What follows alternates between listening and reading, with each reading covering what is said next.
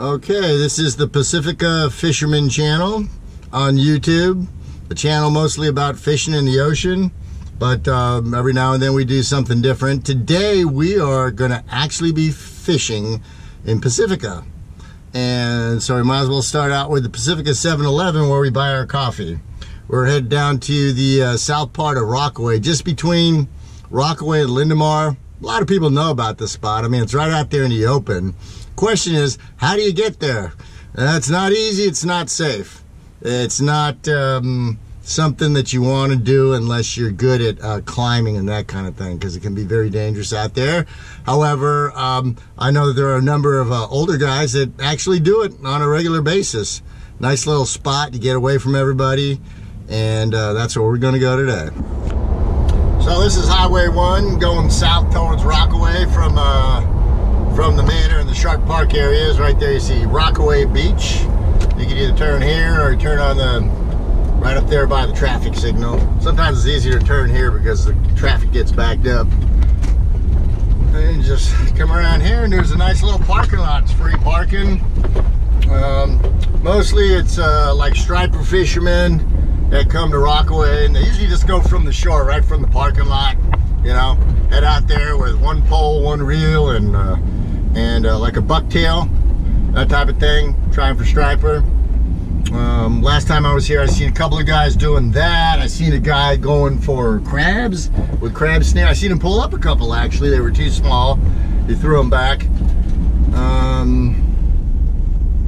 And surfers, yeah, this could be a nice spot to surf too. Got to be a little more experienced to be a good swimmer to come out here, especially as the tides get bigger.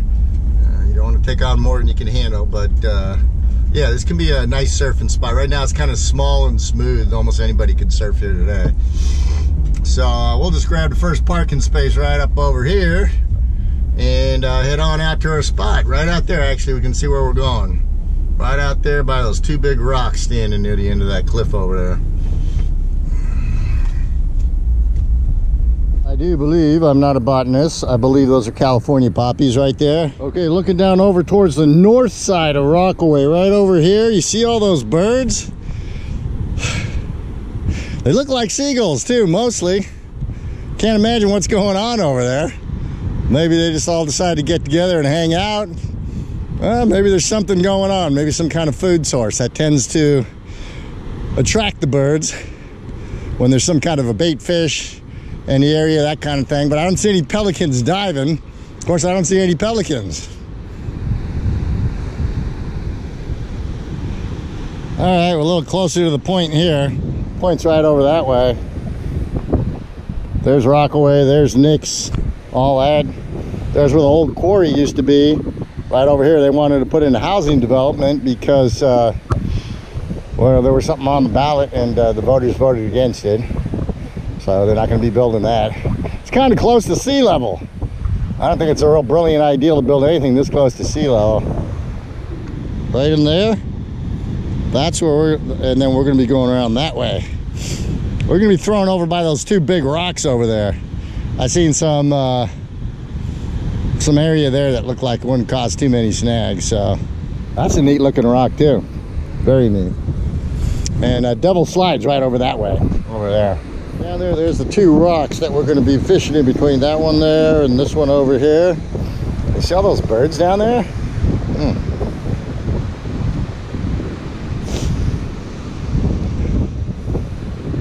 Doesn't appear to be any kind of food source right now. When there's a food source down there, they're diving in the water and getting all crazy and stuff.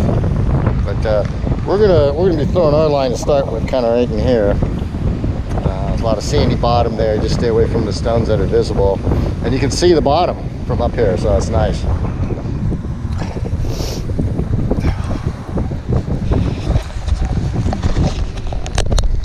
See this platform, let me see if I can get a good look at it. Where is it? Okay, not there, right in here, right there.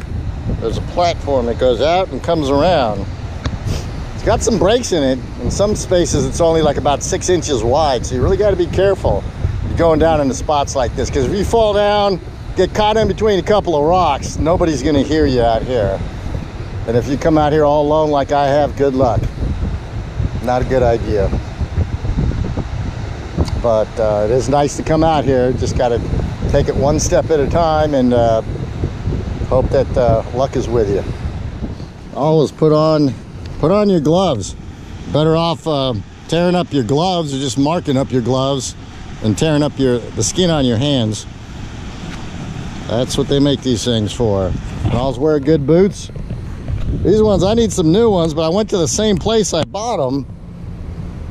Over by, I think they call it the 550 Mall or something like that in Coma, and they didn't have these ones. The main thing is these soles, these jelly-like soles that they got on them.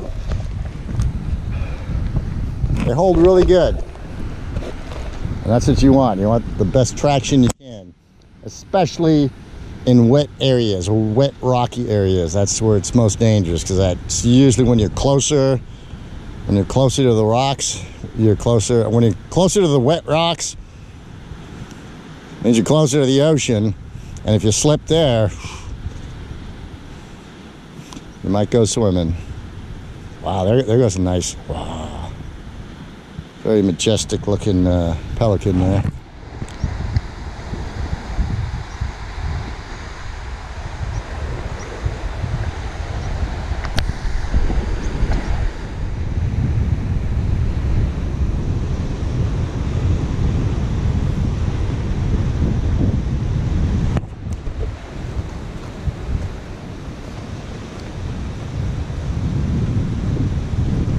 This is the beautiful spot I'm talking about.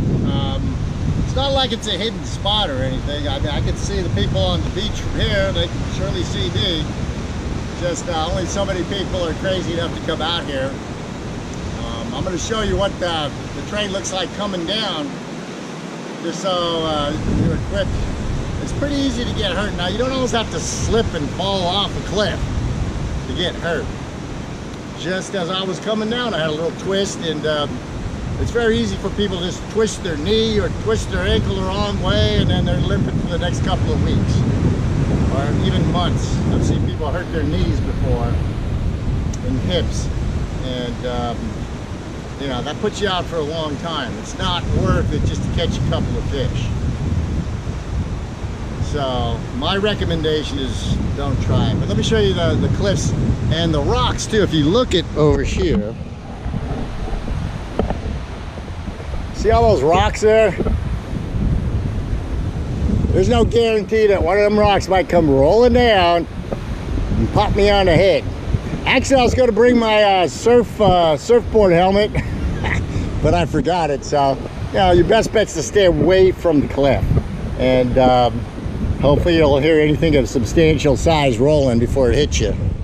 But yeah, that's just got to come down, and and who knows, there could be a guy over there on the beach right now catching a striper. Whenever I'm rock fishing, I like to bring backup. I got a bunch of coin weights. That's mostly what I use. But you can also use what they call sandbags, and I find better than sand because it's denser and heavier, depending on the type of rock. And get the bigger ones too. The ones they usually sell at the bait shops are too small. You can't get something big in there. And so if you run out of weights or you get tired of spending $1.50 or whatever you spend on each of your weights, use some stones. Now the problem with these though actually is that, okay, so you tie these off and you put a barrel swivel here, but all this here, you know, all that has a chance of getting snagged a lot easier than a little coin weight. It's just that it's less expensive. I mean, each of these bags cost me maybe somewhere between 13 and 25 cents. I can't remember. And then the rocks are free. Plenty of rocks on the beach. So, all right. Got a spot over here by this big rock. So, turn this over this way.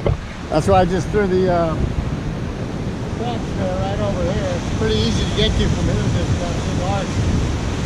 You don't have to throw much at all. I just got one hook on there. Reason being, when you're going for a rockfish in a rocky area, if you get a rockfish on there and he's really big, you got that other hook dangling around, that just might catch on a rock and then you know, you can't pull it in because the other hook's stuck on a rock. So one hook's all you need, really. One hook and one big piece of squid. Got, 2 poles and I got 2 reels. One of them I'm going to try some crabbing on to start with. This is one that's got the 25-pound test. Maybe it's 30-pound, I don't know. Here's the crab snares I bought off that friend of mine, who probably right now is over there at the end of Pacifica Pier looking for salmon. I don't know if they've shown up yet or not. They've shown up in other spots, but that's kind of a rugged, you know, one little spot where you could, you know, throw your bait and hope to get lucky for a salmon. Every year guys catch salmon out there, but it's pretty rugged. It's a long wait, and most people go away kind of disappointed. So we're gonna throw this down real close with some rocks there. Yeah. Got about a 10-yard outward cast there. Big rock, possibly some crab over there hanging out. Either way, they'll smell them, they'll come running.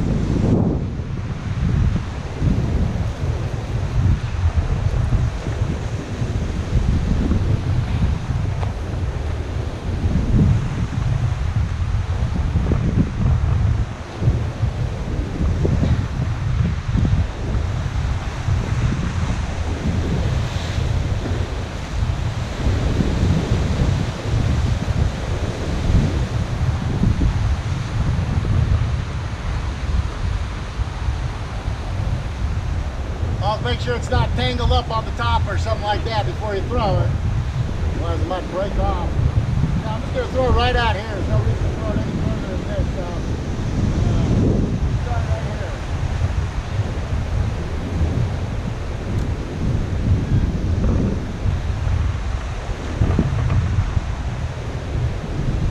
Right, and then we'll take this and we'll lean this up against the rock over here. Out there for about can't see it, but I'm leaning this pole up against these big rocks here, and something caused the whole pole to come all the way over, so I'm guessing maybe there's something on there. Let's see.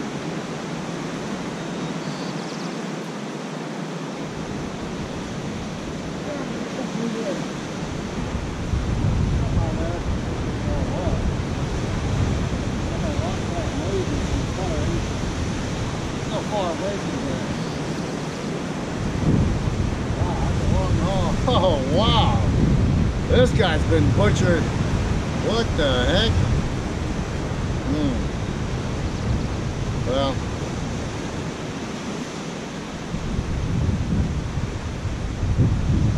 I must have did that to him when I pulled him up. Probably banged on a rock or something.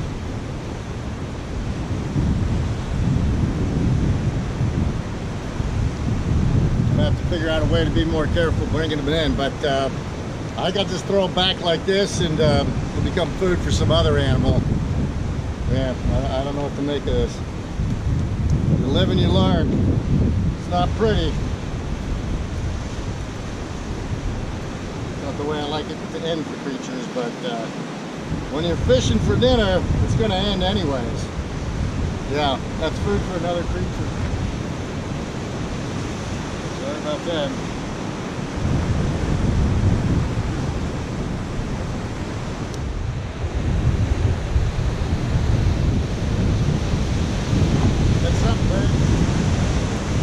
Never get so excited though that you go running over the cliff there. Something like that. I get grabby and whatever. I'll be careful if I don't bang them against the rocks here on the cliff. Because if it's too small, I want to send them back into the water. But I don't think it's going to be good enough to keep. Yeah, look at that. That looks like a keeper. We'll measure it up. Well, nice looking fish.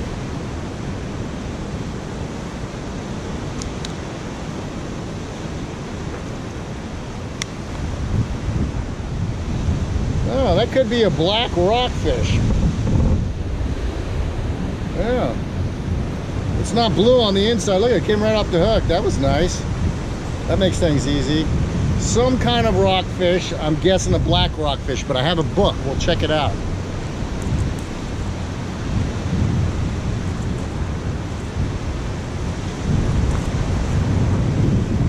All right, so this is what we got. It's not a cabbie. I'm always thinking cabbie all the time, but yeah, I don't see any blue inside there. Coloration ain't. Let's go to where the rockfish are. There's a ton of different rockfish. Some that you can't. And they feed on squids, the first thing it says, and that's what I had on there. I'm back at home now, and what I'm going to do is I'm going to prepare and cook the rockfish and make rockfish sandwiches with some asparagus spears. So that'll be my my early dinner tonight. Let's get to it. What we're going to use to prepare these rockfish sandwiches with, we got, of course, the type of bread you pick makes a big difference. I've got Dave's Killer Bread, which I think is the best bread out there that you can buy at Safeway. Got the breadcrumbs. I got some garlic, which I'm going to crush up with some chopped onions, which I'm going to start frying those in the olive oil before I dip the rockfish pieces into the Italian style breadcrumbs and fry them. And then of course lettuce and tomatoes for the sandwich. And oh, and I also got some tartar sauce too in the refrigerator. And I got the fish, which I'm going to show you how I'm going to go through the filleting process with you right now. Alright, so here is our rockfish. And here is our fillet glove. And here's a couple of fillet knives here. I still haven't decided whether or not to remove the skin. I was thinking maybe what I could do is remove the skin from half of this rockfish, and then the other half leave the skin on and then see what the difference is. The skin's good for you. Plus, if you leave the skin on, you have less chance of losing that little bit of meat that attaches itself to the skin. So maybe I'll just leave it on. Anyways, let's start filleting this one. So just like any other fish that you're going to fillet, kind of just start right in here with a knife, working right along the spine here. We'll dig in there. So, because that's not the best angle, huh? Let's see, turn this around a little bit.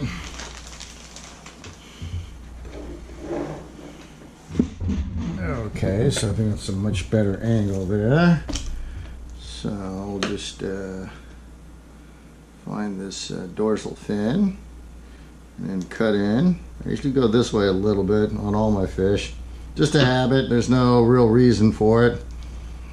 I mean, there are some guys that are so good at filleting a fish that they could pretty much, in the time that I put that cut there, have already filleted this whole thing. I guess, you know, they work on fishing boats and stuff like that, and that's great. Wish I could do that. But anyways, I don't, and so I just take my time with it because this is all I've got to fillet. I don't have 150 fish sitting in front of me that I need to fillet, so we'll just take our time with it. And you make a cut right about in here where there's a little thing there, right there where it's soft. Okay. And then just keep working your way across here as you do with any other fish. And like that. And then come down here. And again, as with many other fish I've shown you in the past, you just pop the knife through right about here. And slide it all the way down the backbone like that. And then what you got to do is work this stuff through and get as much of this meat here from adhering to the ribs. So you kind of just try to have the knife follow the bone being right in here, and try to pull away as much meat as you can so that you're not wasting anything.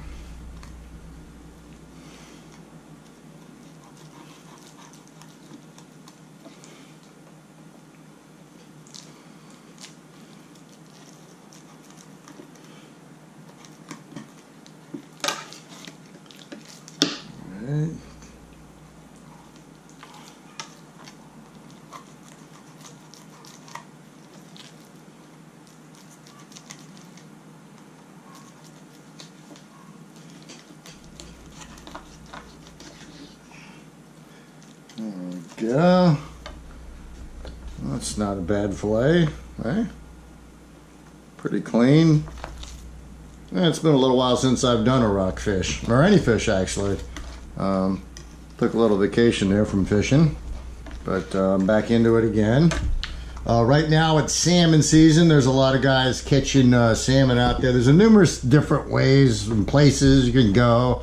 Probably your best sure bet is to get yourself a reservation on one of these fishing boats and go out with those guys, because they know what they're doing. They know where to find them, and almost every time you hear about these party boats, they're like, everybody got their limit, so that's kind of nice. There's a few other places too, but you know, you'll figure all that out yourself. Okay, so we go down like this, and then right there where you stop running into rib bones, with the tip of the knife you punch it through, and then just keep on sliding it on down. Now with these rockfish, these make the bone and all that makes like a good soup fish, and then you also got all this meat here that's still not a part of either of the fillets. And again, just work your way over those rib bones and get as much of that meat as you can, because that meat is delish and you don't want any of that going to waste. Now, I haven't made any fish soup myself. I've had a few people make it for me, and so that's most likely where this this head and these bones will go, to somebody that knows how to do that. And I'm also not the greatest cook in the world. I mean, I'm sure there's a million cooks out there. Well, I'm sure there's enough of them anyways that could really teach you how to cook up a fish in some fancy way that's super delicious. This is just the basic. I think of myself more as just the fisherman. I caught the fish, but that doesn't mean I know how to cook it. Okay? I love eating fish, and the way that I cook it is good enough for me. But yeah, I'm sure there's chefs out there on the internet, or some fishermen, like the fisherman chefs. I think there's a few of those guys out there, and they've got some recipes, I'm sure, that would be just absolutely delicious to follow. The main thing, though, is that I mean, you catch it yourself. This is what it's all about to me.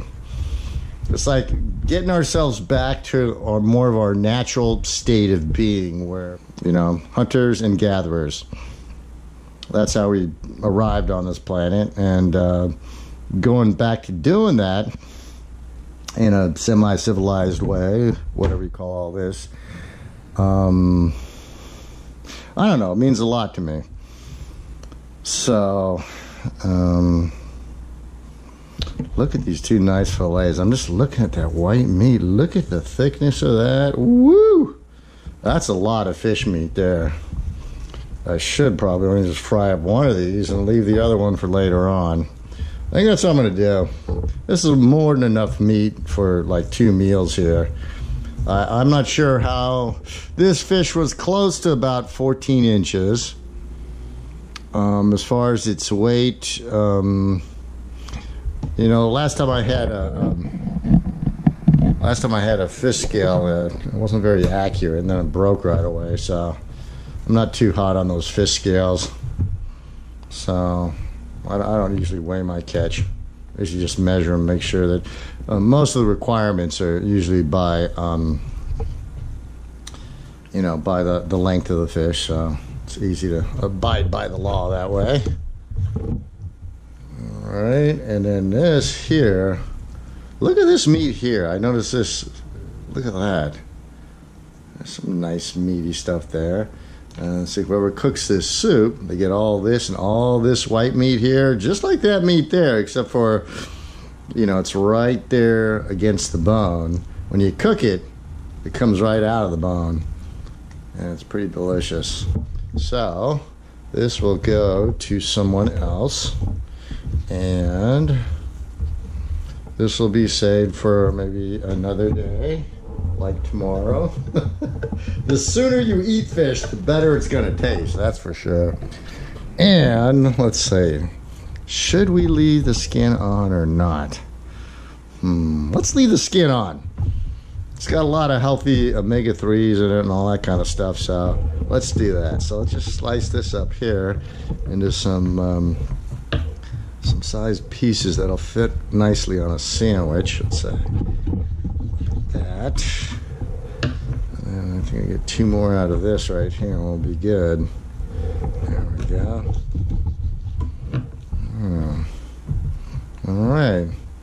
So, you fry these up. Load these onto a piece of bread like that. Put the tartar sauce and mayonnaise or whatever it is you like and putting on there, right? And then add the lettuce and the tomatoes, and that is a delicious sandwich. So that's what we're gonna do. And so to get this thing started, you know, there's a lot of oils that if you're more concerned about the flavor of your fish, that you might use other than olive oil. Now, if you're concerned about your health, my understanding is that the olive oil is the healthiest, and that's why I use olive oil for everything. But yeah, peanut oil, canola oil, corn oil. There are so many delicious types of oils out there that you can cook in that you can choose from. So, we'll get that started by turning this. Now, this is one of those stoves that has the numbers from 1 to 10.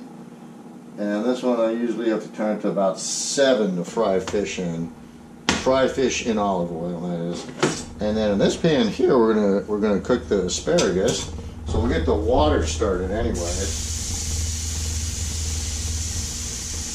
And then we're just gonna steam these asparagus.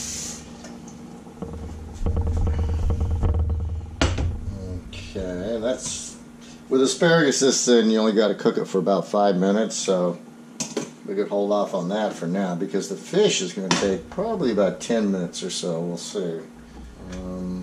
So it takes a few minutes for the oil to get up to temperature. And the first thing I want to do, though, and this is kind of like an Italian style type of thing, is I want you get frying. Before I put the fish in there, I want to put these onions and the garlic, but first I'm going to mash this garlic up. So let's start doing that first. So here we go.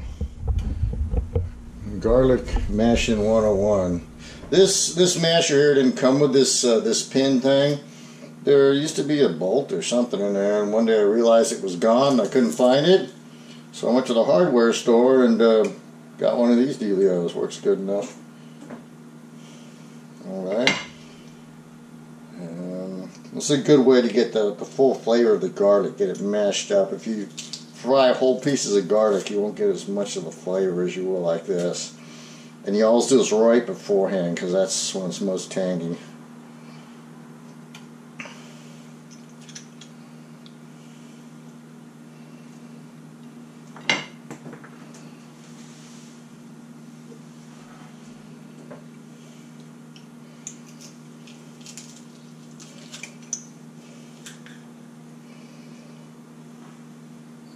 Go, and that should be plenty of garlic. And you can see that little piece of garlic I put in there so far. It's already dancing around in the water. That water's starting to pick up. So, as far as the 1 through 10 numbers this time, it's up at about 8. I guess that's where we'll leave it. Unfortunately, this stove is so bad that sometimes it'll get too hot and then you got to turn it back down again, so just got to deal with what you're dealing with, I guess. Okay. Alright, now these things here, we just shake them up in this bag like that. Shouldn't be doing this over the stove top, but I know I'm careful enough I'm not going to make a big mess there. Yeah, so we're just going to go with these 4 pieces. That's all you need is about 8 ounces of fish, you know. Probably need more than that in one meal. Okay, yeah, it's starting to sound real good. So, we're going to put the onions in there. There we go. And a good thing to have is one of these things here. Keep from splashing your oil everywhere, including on your GoPro lens. I'll step this back a little bit. Okay. Put the rest of this in there.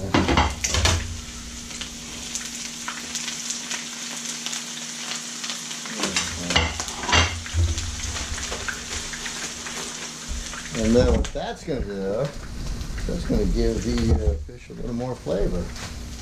As garlic and onion do to just about anything that you put them into. So turn on the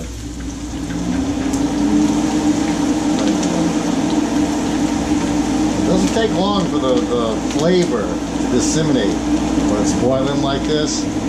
So it's time to put the fish on.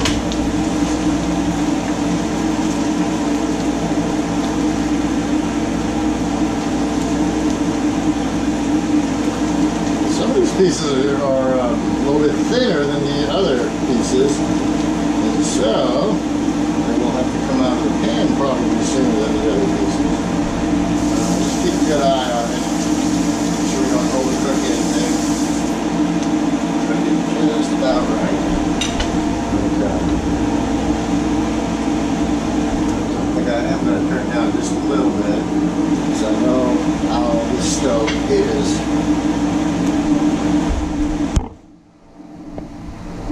See back there in the back right over there, that is the water for the asparagus, and it's boiling. So now we just dump this in there, and this is what allows it to just steam the asparagus without boiling all the good vitamins and stuff out of it. I don't even know if that was made to be so much a steamer for the oven as it was a coolander for noodles or something, but you know, use what you got.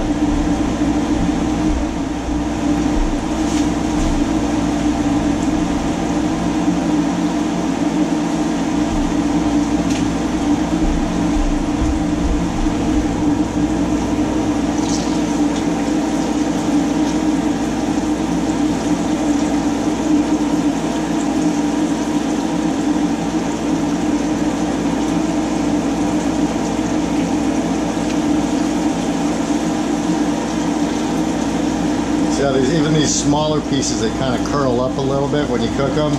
That's because of the skin. The skin shrinks up and it bends it like that, but that's not going to affect it all. That skin does taste good. If you score the skin, I figured since these pieces were so small it wouldn't affect them, but I can see how it's kind of bending them a little, but it's not going to keep me from cooking it properly.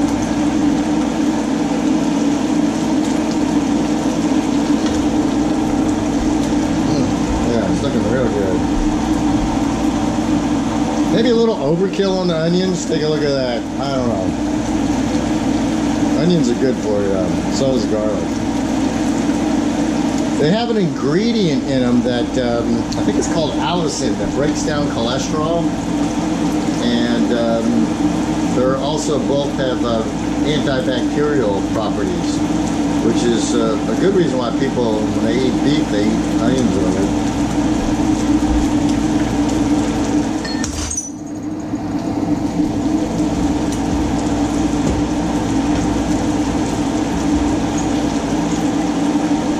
Supposed to happen.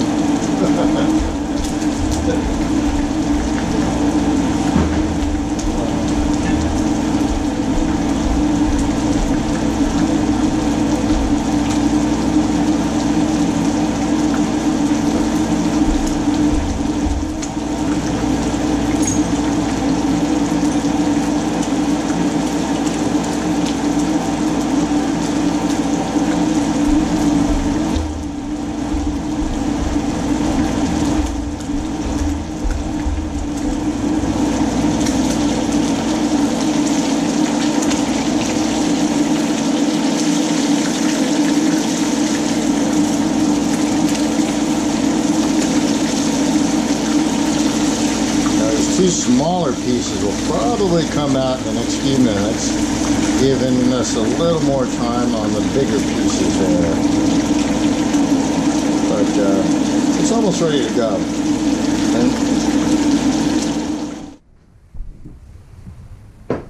Okay. Now, for this fish sandwich, I'm sure you're all just dying to see what I call a fish sandwich. Basically, fried fish between two pieces of bread. There you go. And just kind of put the meat on there. Now, these ones are so thick, actually, I could probably like fillet these down like that. Double the size, how these fit on the bread. So all the surface area is taken. I just cut this one down here too. So just go like that. We'll fillet the fillet and just put it on there like that. And there you can see the meat on the inside, very nice and white.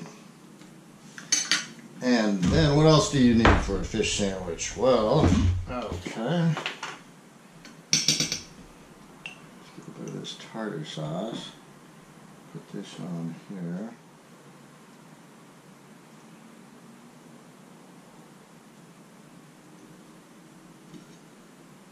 Okay, so we got our fish, we got our tartar sauce, and we'll put a little bit of tomato on there, like that.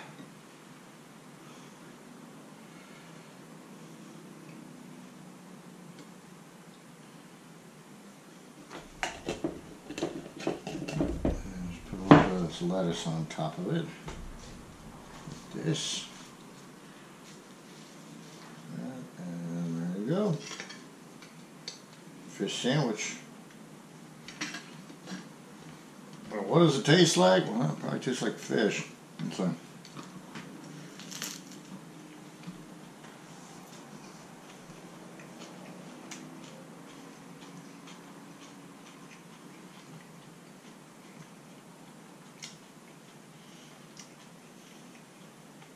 yeah, pretty good. Like I said, there's a million different ways to cook fish, and I am definitely not the cooking channel. So, if you want a really good recipe, there's nothing like cooking your own catch. It's really, gives you kind of like a satisfying feeling. You took it from the first step all the way through the last process, and I like it. I like my fish sandwich.